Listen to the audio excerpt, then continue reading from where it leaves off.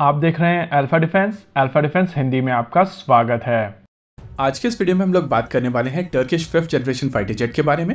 अभी आप अपनी स्क्रीन के ऊपर जो फुटेज देख रहे हैं वो Turkish 5th generation fighter jet Kaan की पहली फ्लाइट की फुटेज है। इस एयरक्राफ्ट की पहली उड़ान के बाद में इंडियन डिफेंस फैंस के बीच में कुछ नाराजगी है और नेचुरल है यहाँ पर क्वेश्चन पूछे जाएंगे कि भारत का AMCA कहाँ पर है।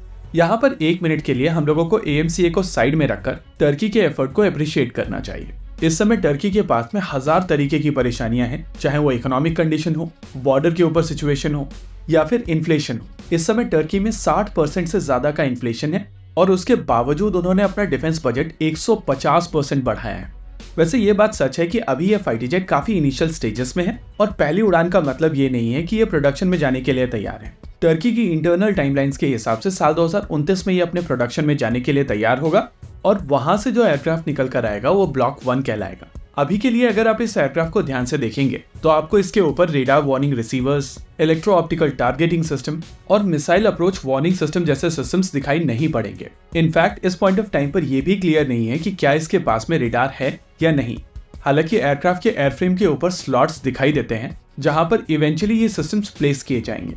लेकिन नॉर्मली जब आपकी कोशिश होती है कि एयरक्राफ्ट को जल्दी बनाया जाए तो पहली फ्लाइट के दौरान आपको इन सभी चीजों की आवश्यकता नहीं होती है और धीरे धीरे over the period of time ये सारे के सारे सेंसर्स इन प्रोटोटाइप्स के ऊपर ऐड किए जाएंगे। वैसे इनिशियल प्लान है कि 3 ऐसे प्रोटोटाइप्स बनाए जाएंगे जिनके ऊपर टेस्टिंग की जाएगी और फिर साल 2029 के बाद में 10 ऐसे फाइटर जेट्स बनाए जाएंगे जो ब्लॉक 1 कहलाएंगे। वैसे इस पॉइंट ऑफ टाइम पर हम लोग इंजन और इसके इनटेक को लेकर बातचीत नहीं करेंगे क्योंकि अभी के लिए ऐसा लग रहा है कि इनटेक सीधे सीधे हैं और इंजन के ब्लेड सामने से दिख सकते हैं। Su-57 के केस में आपको ऐसा दिखाई देता है, लेकिन over the period of time ये डिजाइन रिफाइन की जाएगी और फाइनली जो ब्लॉक 1 निकल कर आएगा उसको लेकर हम लोग एनालाइज करेंगे कि ये कितना स्टेल्दी एयरक्राफ्ट है। रही बात इंजन की, तो फिलहाल के लिए ये एयरक्राफ्ट F-16 में यूज होने वाले F110 इंजन का प्रयोग करता है और इस समय टर्की में लोकली इन इंजन को असेंबल भी किया जाता है। वैसे टर्की का प्लान है कि वो अपने खुद के इंजन बनाएंगे जो इवेंचुअली प्रोडक्शन एयरक्राफ्ट के ऊपर डाले जाएंगे। हालांकि इस इंजन को लेकर अभी तक चीजें क्लियर नहीं है, लेकिन मोस्ट लाइकली ये इंजन रोल्स रॉयस के साथ में मिलकर बनाया जाएगा। इसके अलावा इस एयरक्राफ्ट की डिजाइन के लिए कंसल्टेंसी ली गई थी BAE सिस्टम से, यानी कि ओवरऑल इस प्रोजेक्ट के डेवलपमेंट में यूरोप का बहुत इंपॉर्टेंट हाथ है और नेटो मेंबरशिप का यही एडवांटेज है। वहीं साउथ कोरिया के एयरक्राफ्ट को भी हम लोग देख चुके हैं और KF-21 के केस में भी लॉकहीड मार्टिन का वहां पर एक बहुत इंपॉर्टेंट रोल था। ये चीज दिखाता है कि अगर आपके साथ में पार्टनर्स खड़े हुए हैं तो आपके प्रोजेक्ट्स काफी तेजी से मूव कर सकते हैं।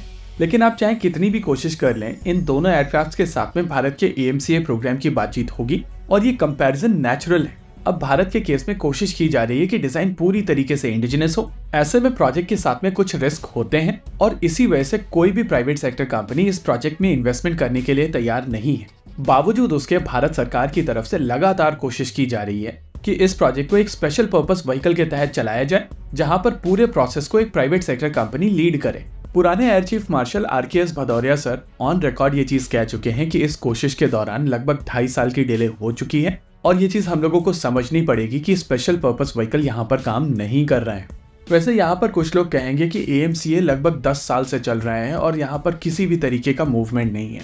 मैं ये चीज हमेशा कहता हूँ कि कभी भी किसी डिफेंस प्रोजेक्ट के बारे में बातचीत करनी है तो थोड़ा हिस्ट्री में जाकर उसके बारे में पढ़ लीजिए। साल 2018 तक भारत FGFA के पीछे भाग रहा था और फंड्स वहीं जा रहे थे। DRDO वाले बेसिकली एक मॉडल लेकर घूम रहे थे जिसको वो AMCA कह रहे थे। इस मॉडल को लेकर उनकी तरफ से कुछ इंटरनल स्टडीज की गई थी, कुछ सिमुलेशंस थे उनके पास में और तेजस प्रोग्राम का एक्सपीरियंस था। साल 19-20 में भारत सरकार की तरफ से AMCA प्रोग्राम को ट्रैक्शन दिया गया था और उसके बाद से कोशिश चल रही है SPV बनाने की। अब इशू यहाँ पर यह है कि डिजाइन DRDO का है और अगर इस डिजाइन के साथ में आगे चलकर कुछ परेशानियां आती हैं तो कोई भी प्राइवेट सेक्टर कंपनी उसके लिए रेस्पॉन्सिबल नहीं बनना चाहती है।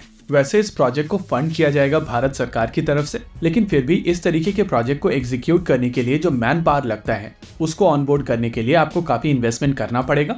लेकिन जिस तरीके की अनसर्टेनिटी भारतीय सेनाओं के ऑर्डर में होती है उसको देखते हुए कोई भी प्राइवेट सेक्टर कंपनी ये रिस्क नहीं लेना चाहती है। इस प्रोजेक्ट को लेकर एक लूप बना हुआ है जिसके चलते ये प्रोजेक्ट आगे नहीं बढ़ पा रहा है। भारत सरकार चाहती है कि इस प्रोजेक्ट को कोई प्राइवेट सेक्टर कंपनी लीड करे और जब तक स्पेशल पर्पस व्हीकल नहीं बन जाएगा तब तक CCS की तरफ से इसको अप्रूवल नहीं दिया जाएगा। लेकिन कोई भी प्राइवेट सेक्टर कंपनी यहाँ पर सामने नहीं आ रही है और इसी वजह से SPV नहीं बन पा रहा है। इस डेडलॉक को तोड़ने के 2 तरीके हैं। या तो भारत सरकार डिसाइड कर ले कि एसपीवी की जरूरत नहीं है, हम लोग तेजस वाले मॉडल के तहत ही फाइटर जेट को बना लेंगे जहां पर सारा रिस्क सरकारी कंपनियों का होगा, और एक बार जब ये यूनिट प्रोडक्शन में जाएगी तो इसके component in private sector companies को दिए जा सकते हैं, जैसा कि तेजस के केस में किया जाता है। और दूसरा, यहाँ पर MRFA को एग्जीक्यूट किया जाए और उसके साथ आमका प्रोजेक्ट को लिंक किया जाए, जहां पर किसी फॉरेन OEM के डिजाइन के ऊपर AMCA बनाया जाए। एनीवेज, ये डेडलॉक जल्दी टूटता हुआ नहीं दिख रहा है और मोस्ट लाइकली इस प्रोजेक्ट के ऊपर थोड़ी और डिले होने वाली। इसी के साथ आज के इस वीडियो में रखते हैं केवल इतना ही। वीडियो को अंत तक देखने के लिए धन्यवाद। देखते रहिए अल्फा डिफेंस। जय हिंद।